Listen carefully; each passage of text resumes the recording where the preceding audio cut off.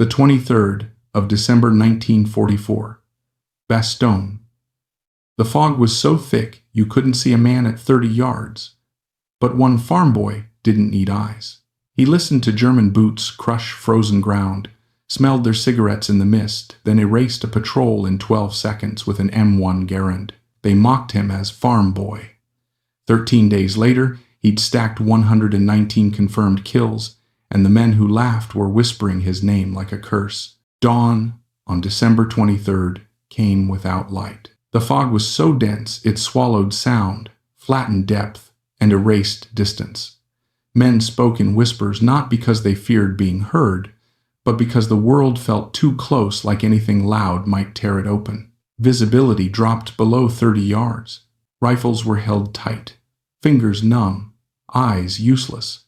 Samuel Bridger lay prone in a shallow scrape he'd carved into frozen earth hours earlier. He hadn't slept. He hadn't moved. His M1 Garand was wrapped in strips of burlap torn from a sandbag to kill any trace of shine. The iron sights were meaningless in this weather. Bridger ignored them. He listened. At first, it was nothing, just wind dragging across branches. Then a rhythm that didn't belong, not random, measured, the soft, deliberate crunch of frozen ground being compressed by weight, trying not to make noise. A pause, then another step. Metal brushed metal, someone easing a bolt forward too carefully. German patrol. Bridger counted without thinking. Spacing, cadence, 8, maybe 10 men, moving parallel to the American line, probing for a weak point. He adjusted his body by inches, movements so slow they didn't disturb the frost beneath him. His breathing slowed until it matched the forest. At 0543, shapes emerged from the fog. Not clear figures, just darker smudges moving where nothing should be moving. The lead soldier stepped forward, cautious, unaware that he had already been hunted. Bridger fired. The first shot hit center mass. The body dropped before the sound finished echoing. Bridger was already shifting, already tracking the second shape by motion and spacing rather than sight. Another shot, then another. The Garand's semi-automatic rhythm cut through the fog, controlled, efficient, relentless. 12 seconds. 7 shots. 6 men fell before the rest understood what was happening. The survivors didn't charge. They didn't return fire. They broke and ran, panicked by bullets coming from a place that didn't exist. One more dropped as they fled the 8th round, snapping out of the rifle before the clip ejected with its metallic ping. Silence returned to the fog. Bridger didn't move. He didn't celebrate. He didn't even check the bodies. He reloaded, shifted his weight, and waited, because hunters know the first shot is never the end. Behind him, American soldiers stared into the mist, trying to understand what they had just witnessed. 7 kills in 12 seconds. No machine gun, no optics, no visibility. Word spread quietly down the line. The joke stopped completely that morning. The nickname Farm Boy was never spoken again, not as mockery, not even as humor. From that moment on, when the fog rolled in and men felt blind, they began to look toward the silent figure in the snow. Because somewhere in the white nothingness of Bastogne, there was now a man who could see without eyes. After December 23rd, Samuel Bridger was no longer treated like a replacement. He was treated like a resource. The German attacks didn't stop. They intensified. Fog and snow continued to strangle visibility, turning every tree line into a potential breach point. Units all around Bastogne were being probed, tested, searched for weakness. And in Company C's sector, a pattern began to form. If Bridger said the Germans were coming, they came. If he said they were close, they were already too close. By December 24th, the company commander made a quiet decision. Bridger wasn't just going to warn anymore, he was going to hunt. Permission was given for solo reconnaissance beyond the wire. No radio chatter, no escort, just a single rifleman slipping into no man's land between American foxholes and German lines. In weather that erased men whole, it was the kind of mission doctrine warned against. But doctrine had never been written for someone like Bridger. He moved the way he always had, slow, deliberate, invisible. He stepped only when wind stirred branches or distant artillery masked sound. He froze for minutes at a time when the forest went still. His breathing was shallow, controlled, more like an animal than a soldier. Snow and frost betrayed nothing beneath his feet. Where trained infantry crept, Bridger flowed, from shallow folds in the ground, from behind fallen timber, from shadows inside abandoned farm structures. He observed German activity forming in the mist, assembly areas, mortar positions, command posts marked by too many voices in one place. He memorized patterns, then slid back to American lines and whispered what he'd found. Artillery followed, and when targets presented themselves, German runners crossing open gaps, officers stepping out to orient themselves, soldiers smoking where they believed they were unseen, Bridger fired. One shot, one body. No follow-up. No signature. German units began reporting something they couldn't explain. Men were dying without warning. Not in firefights, not in attacks, just gone. Patrols returned short-handed. Recon teams hesitated before moving. Officers complained that soldiers were refusing point duty in fog. A captured diary from a German infantryman would later describe it plainly. An American hunter operates alone in our sector. He appears and disappears. We never see him. We only find the dead. By Christmas Eve night, Bridger's confirmed kill count had climbed sharply. But numbers no longer told the real story. German patrols slowed. Attacks lost coordination. Entire stretches of terrain were avoided, not because they were heavily defended, but because something invisible lived there. The farm boy had become a ghost. And the fog, once a curse, had turned into his greatest weapon. Christmas Day, December 25th, 1944, arrived with no peace. The fog thinned just enough to reveal shapes again, and that made the fighting worse. German commanders, knowing American relief forces were close, ordered maximum pressure. They needed Bastogne cracked open before the siege could be broken. Infantry moved forward, supported by armor, pushing hard against exhausted American lines. In Bridger's sector, the attack came through a shallow approach overlooked by a ruined farmhouse. Bridger was already there. Positioned on the upper floor, firing through a shattered wall, he watched German infantry attempt to follow their tanks forward. The moment they exposed themselves, he fired. Not fast, not wild, methodical. Each shot was a decision. Each decision ended a life. For 90 straight minutes, the rifle never cooled. Rounds were fed in clip after clip. Bridger fired over 160 shots, pausing only to reload or shift position as debris fell around him. Men who tried to rush forward collapsed. Men who hesitated collapsed. German infantry began dropping to the ground, unsure where death was coming from, while American soldiers below watched in disbelief. It wasn't rage driving him.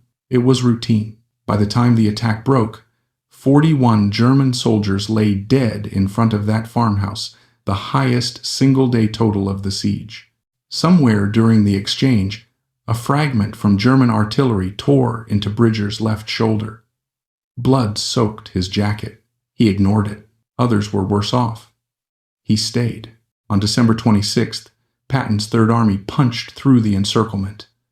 Bastogne was no longer isolated, but the fighting didn't stop immediately. German units tried to withdraw under pressure, and Bridger went back to work one last time, interdicting retreat routes with the same cold precision. When the counting finally ended, the numbers were reviewed, verified, cut down by procedure. Official tally: 119 confirmed kills in 13 days. 15 more were listed as probable. They were never added. The paperwork described Bridger clinically exceptional marksmanship, unique reconnaissance ability, psychological impact on enemy forces.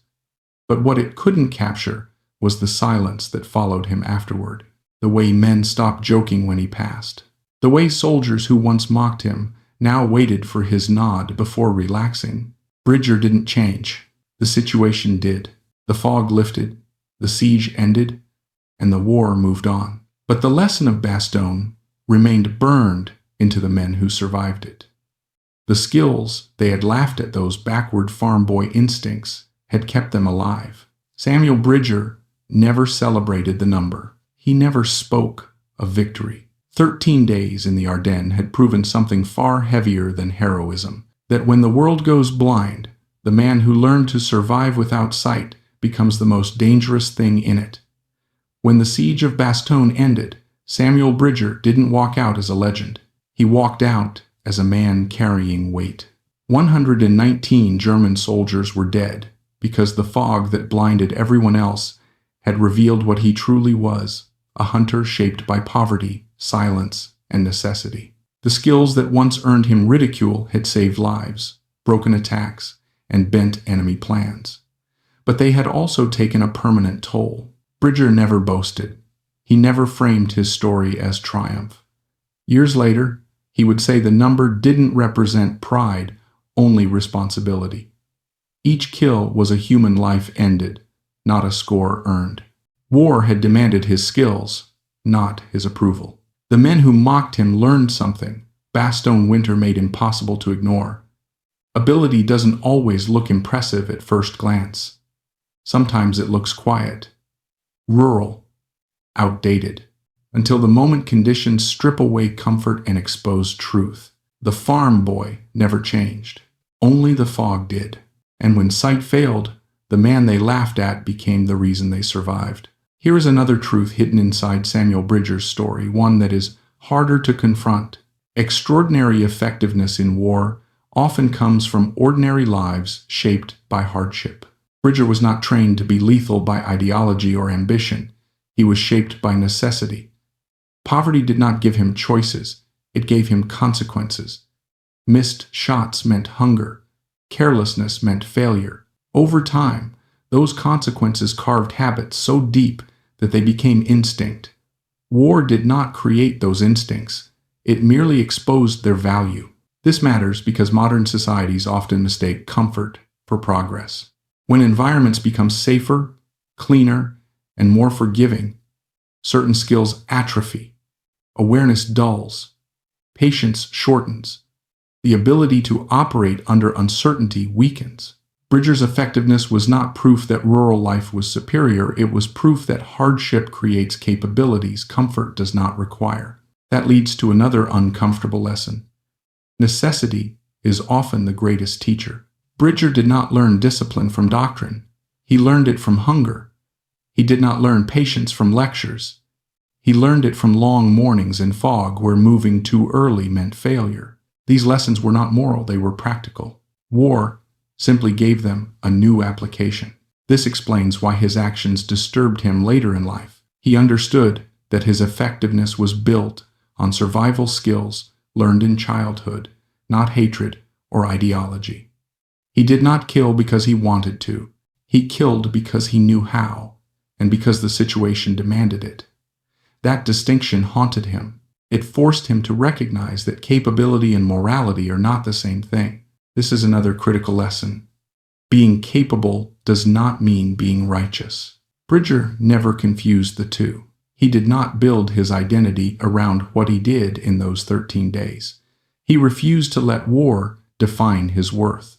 Instead, he carried its weight quietly, returning to a life that mirrored his origins, working with land, animals, and preservation rather than destruction. That choice reveals something rare. Many who experience extreme competence in violence struggle afterward because nothing in civilian life seems meaningful by comparison.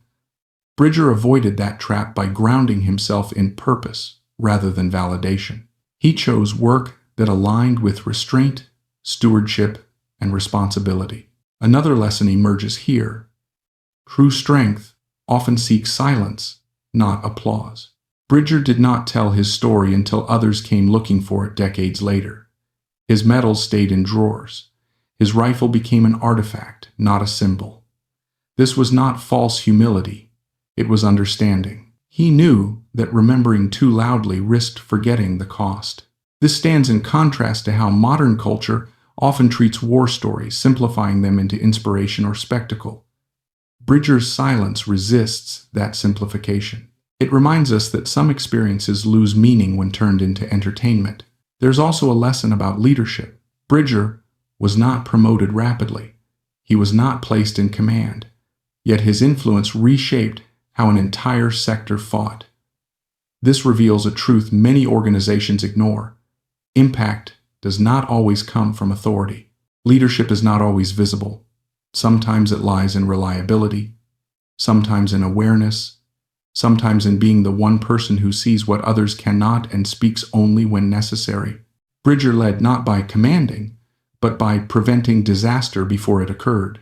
This kind of leadership rarely receives recognition, yet it often saves the most lives. Finally, Bridger's story forces us to confront the moral ambiguity of war itself. He was effective. He was necessary. He was also deeply aware that each life he took had weight. He rejected the idea that history's approval could erase that burden. That refusal is perhaps the most important lesson of all.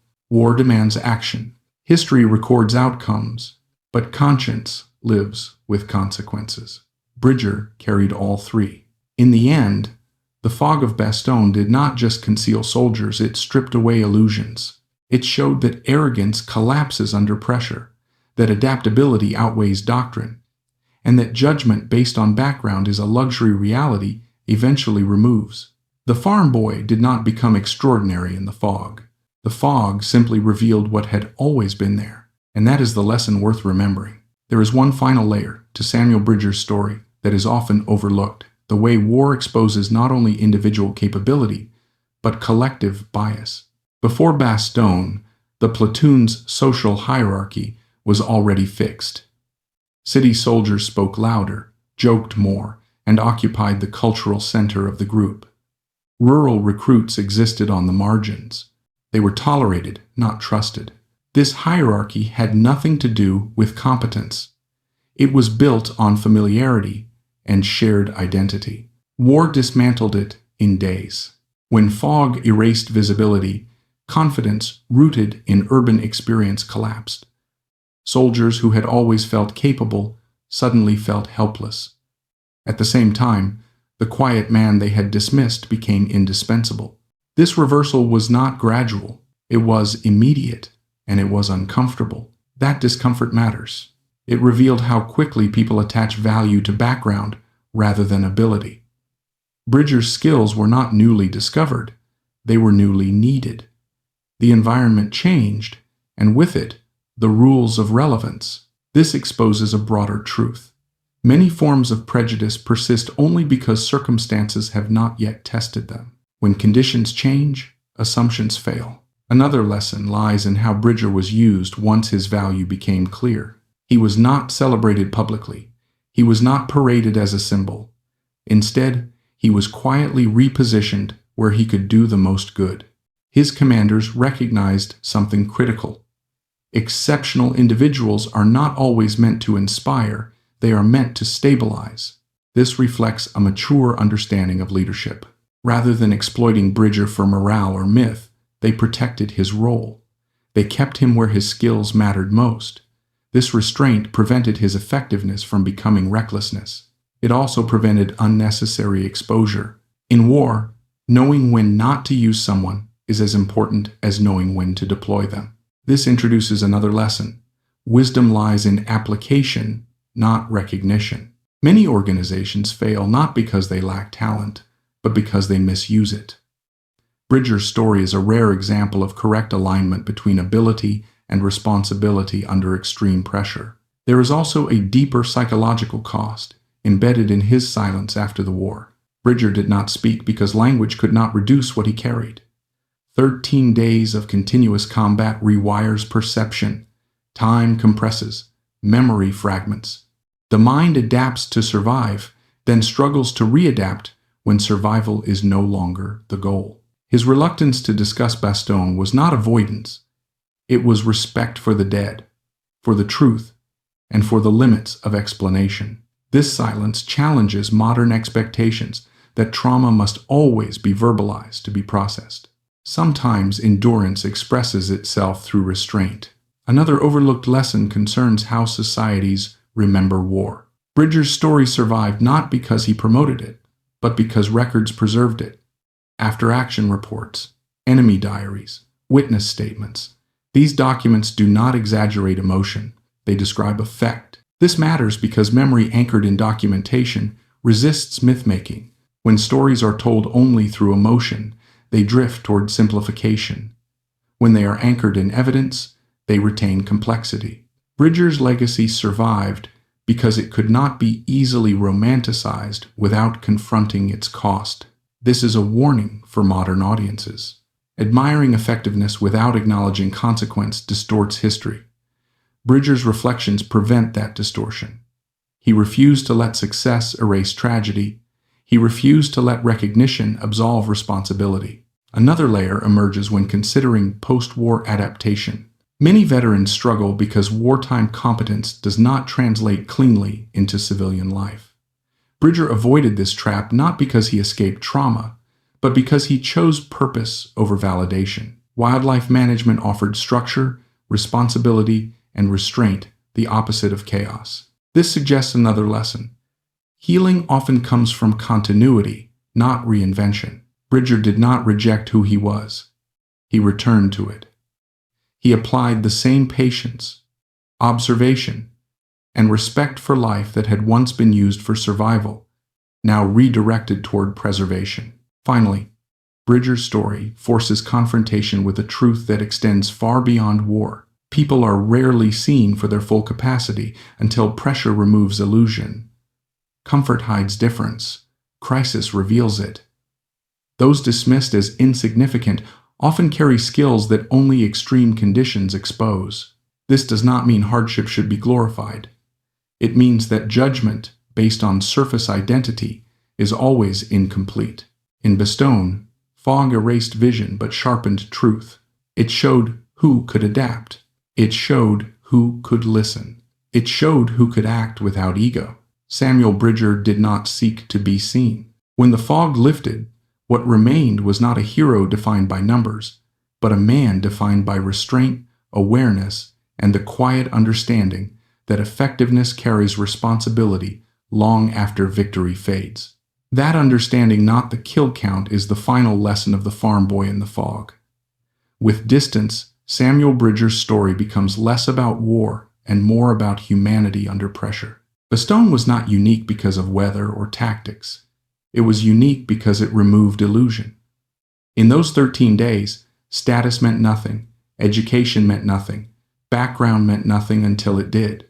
What remained was capability measured only by outcome. This is a difficult truth to accept. Modern societies prefer comfort over confrontation. We reward confidence, visibility, and articulation. We mistake loudness for competence and fluency for depth. Bridger possessed none of those traits. He was not persuasive.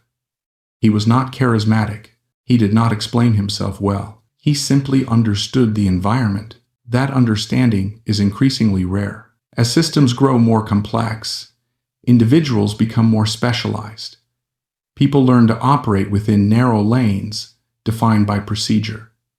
When those procedures fail, many freeze. Bridger did not freeze because his skills were not dependent on systems. They were dependent on awareness. This leads to another lesson. Resilience comes from fundamentals, not sophistication. The most robust skills are those that function when tools are stripped away.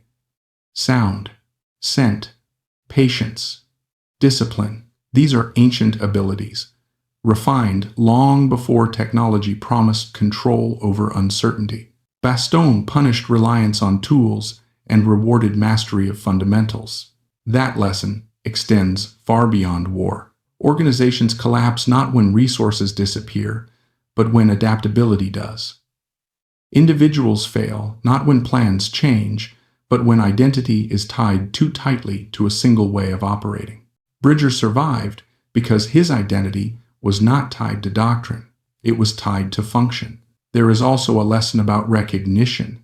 Bridger's story survived because it was inconvenient.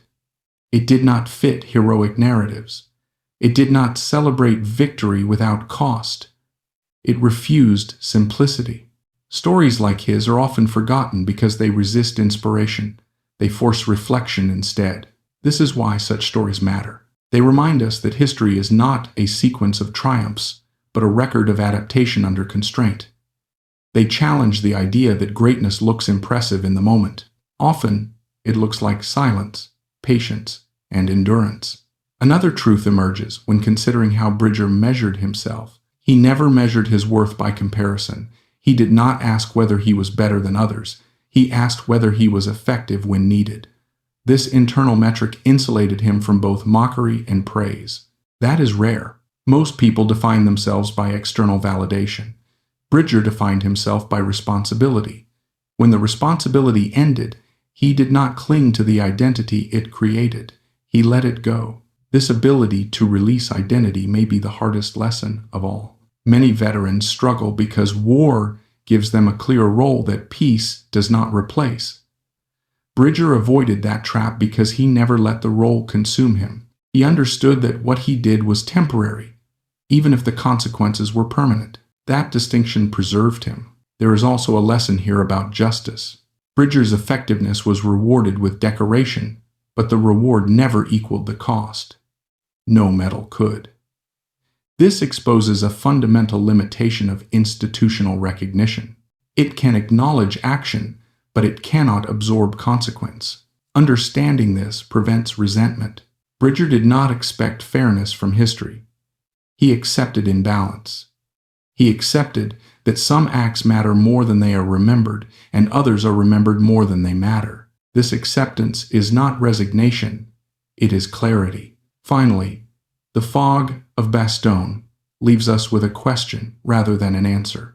How many people are misunderstood because their skills do not fit current conditions? How many are dismissed because their strengths are quiet, situational, or unfashionable? How many will only be recognized when failure makes recognition unavoidable? Bridger's story suggests an uncomfortable response.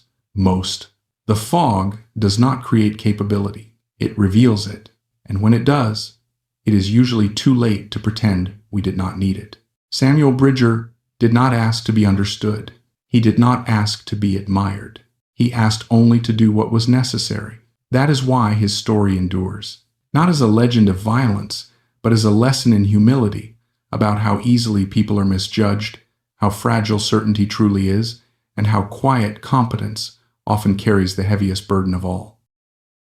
To survive the aftermath of war, many soldiers struggle not because they fought, but because they cannot leave behind the identity forged in combat. Heha never fully entered that identity. He did what was necessary, then let it end. This is a powerful lesson about boundaries. Knowing when to act is important. Knowing when to stop is equally vital. The story also challenges the idea that innovation always comes from complexity. Heha's most effective techniques, packing snow, freezing, firing positions, holding snow in his mouth, were brutally simple. They emerged not from laboratories, but from observation. He noticed patterns and solved problems with available materials. Innovation, in this sense, is not invention, it is adaptation. Complex systems often fail because they require ideal conditions to function. Simple systems endure because they tolerate error. Heha's methods did not rely on precision manufacturing or fragile components. They relied on physics, biology, and environment, things that do not change under stress. This principle applies far beyond warfare. The most resilient solutions are often the least elegant on paper. Another lesson emerges from the Red Army's failure to adapt quickly. Despite mounting evidence, doctrine lagged behind reality. Leadership clung to established beliefs, even as losses mounted. This is not unique to the Soviet Union. Organizations rarely abandon doctrine willingly. They wait until failure forces change. By then, damage is already done. Heha succeeded not because the Red Army was incompetent, but because it was rigid. Rigidity is deadly in dynamic environments. Flexibility is not optional, it is survival. Those who adapt early suffer less than those who adapt late. This is true in war, markets, and personal life. The cost of adaptation increases over time. Perhaps the most enduring lesson from Heha's story is this. Mastery of environment outweighs mastery of tools. He did not dominate because he was stronger or faster. He dominated because he belonged. The forest was not hostile to him. It was familiar. Belonging creates advantage. Outsiders must learn rules under pressure. Insiders act instinctively. This raises a deeper point about preparation. True preparation is not reactive. It is immersive. Heha did not study Finland during the war. He lived it long before. When crisis arrived, he did not scramble to learn. He executed what he already knew. This is why preparation must occur before it seems necessary. Skills built during calm moments determine outcomes during chaos. Finally, Heha's life after war reminds us that survival is not the same as victory. He lived, but he carried scars. He found peace not through recognition, but through withdrawal. He returned to animals, forests, and routines, things that asked nothing from him. In doing so, he demonstrated another form of strength, the ability to step away from violence without needing validation. The Red Army dismissed his rifle as useless because it did not fit their image of modern war. History proved that image incomplete. War, like life, does not reward assumptions. It rewards understanding. It rewards patience. And it rewards those who listen more than they speak. In the frozen forests of Finland, a quiet farmer proved that the most dangerous weapon is not firepower, but familiarity. Not aggression, but restraint. Not technology, but adaptation. And that lesson, unlike the war itself, has never gone out of date. War is usually explained with diagrams, arrows on maps, tables of production, ratios of men, tanks, aircraft, and artillery. These abstractions make conflict appear manageable, even logical. They create the comforting illusion that war is something that can be solved by scale and planning. But the story of Simo Heha dismantles that illusion completely. In the frozen forests of Finland, war stopped behaving like a system and became something older, more primitive, and far less forgiving. The Red Army entered Finland in 1939 with absolute confidence. It had numbers beyond comparison, machines built by an industrial state, and a doctrine designed for modern warfare. From Moscow, the invasion looked like a formality. Finland was smaller, poorer, and militarily inferior by every measurable standard. The outcome appeared predetermined. What Soviet planners failed to understand was that numbers only matter if they can be applied. In Finland, the environment refused to cooperate. Snow erased roads. Forests swallowed formations. Cold punished every mistake. Visibility collapsed. Communication broke down. In those conditions, doctrine became a liability rather than an advantage. The Red Army had trained for movement, momentum, and concentration of force. Finland offered stillness, isolation, and fragmentation. What looked like overwhelming power on paper dissolved into confusion on the ground. Simo Heha did not defeat the Red Army by challenging its strength. He defeated it by exposing its assumptions. He never tried to match firepower with firepower or speed with speed. He understood that doing so would guarantee his own destruction. Instead, he fought a different war, one shaped by patience, concealment, and familiarity with the land. He turned the battlefield into something the Red Army could not control or even fully perceive. One of the first lessons from Heha's story is that mastery is rarely sudden. His effectiveness did not emerge when the war began. It was the product of decades of quiet preparation. Hunting birds in Finnish forests taught him skills no military academy could replicate. Distance estimation without instruments. Breath control under pressure. Absolute stillness for hours at a time. An intuitive understanding of how living beings move when they feel threatened. None of this was glamorous. None of it was designed for war. Yet when war arrived, these skills proved decisive. Modern systems often emphasize rapid training, specialization, and efficiency. Heha's life suggests a different truth. Deep, generalized mastery built over time adapts better than narrow expertise built quickly. His skills were transferable because they were fundamental. They were not tied to a specific weapon or tactic. They were tied to perception, discipline, and environment. When conditions changed, his competence remained. Another lesson lies in his rejection of technology that did not serve the context. Hehe was not anti-modern. He simply understood that tools are only as useful as their compatibility with conditions. Scopes reflected light in snow. They fogged in extreme cold. They required a higher shooting profile.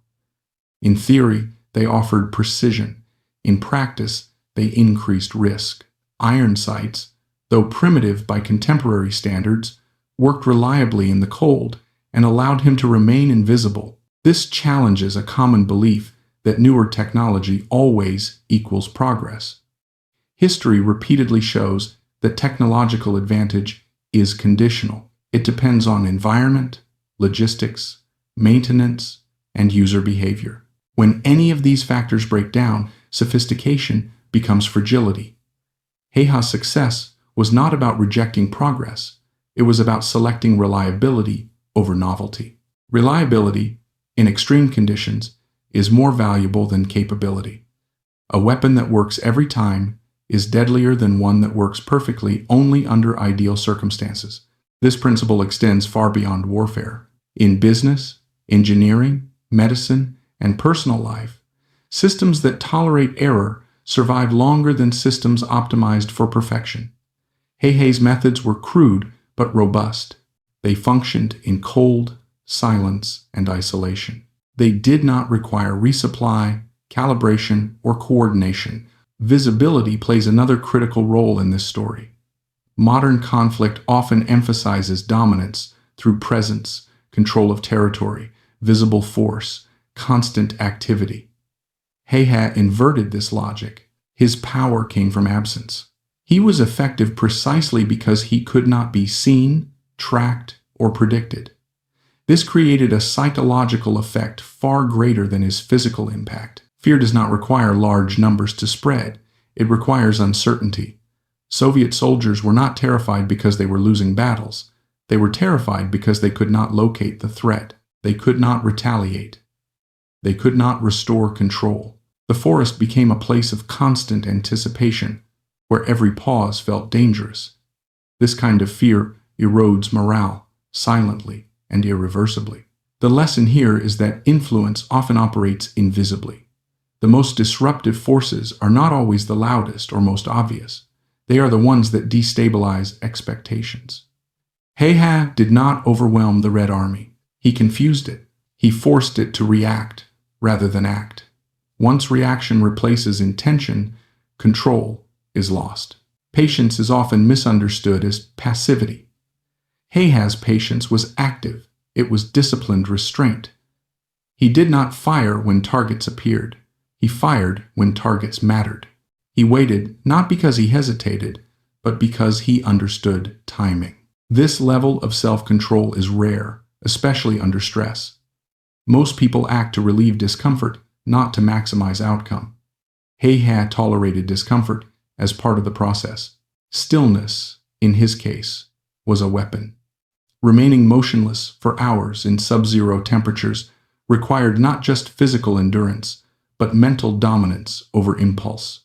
Every instinct tells a human being to move, to adjust, to seek relief. Hehe, over hunger. Rumors circulated among the ranks. Some claimed the Finns were using dozens of hidden shooters. Others insisted the sniper was not human at all, but something that belonged to the forest itself. The nickname spread quickly, the White Death. It was spoken quietly, almost superstitiously, as if saying it too loudly might draw attention. Attempts to triangulate the shooter's position failed repeatedly. Artillery was brought in to blanket suspected areas, shelling stretches of forest into broken timber and churned snow. When the bombardments ended, Soviet units advanced cautiously, believing no one could survive such fire. Minutes later, shots rang out again. Another man fell. The silence returned. What made the situation unbearable was not just the casualties, but the uncertainty. There was no clear enemy line, no visible threat to engage. Soldiers could not fight back against what they could not see. Each step forward felt like an invitation to death. Morale collapsed in slow, quiet ways, shaking hands, whispered prayers, eyes darting at every sound. Simo continued his routine without deviation. He did not chase kills or fire recklessly. He waited. He observed.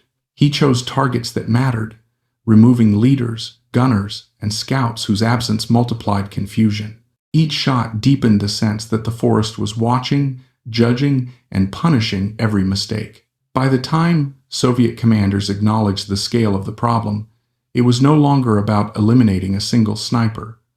The damage had already been done. Entire units were stalled, pinned psychologically by a man they had never seen, armed with a rifle they had once dismissed as obsolete.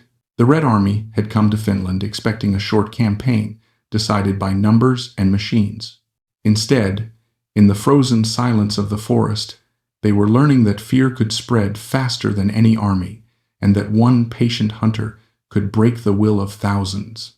By early February, Soviet high command could no longer ignore what was happening in the forests along the Karelian front. Reports from the field had shifted in tone. What began as complaints about sniper harassment had turned into descriptions of paralysis. Units were advancing only a few hundred meters a day. Some refused to move at all. The problem was no longer tactical, it was psychological. Orders were issued to end it by any means necessary. If the sniper could not be found, the land itself would be destroyed. Artillery units were repositioned, and grid coordinates were marked across entire sections of forest. The plan was simple and brutal: saturate the area with shells until nothing living could remain. Trees would be shattered, snow churned into mud and ice, and any hidden positions erased through sheer force. Before these bombardments, Soviet units made one last attempt to flush the sniper out. Large patrols advanced deliberately, firing into likely hiding spots, cutting branches, and detonating grenades to provoke a response. The forest answered only with silence. Men grew jumpy, fingers tightened on triggers. Every sound felt amplified, every pause unbearable. Then the shots returned.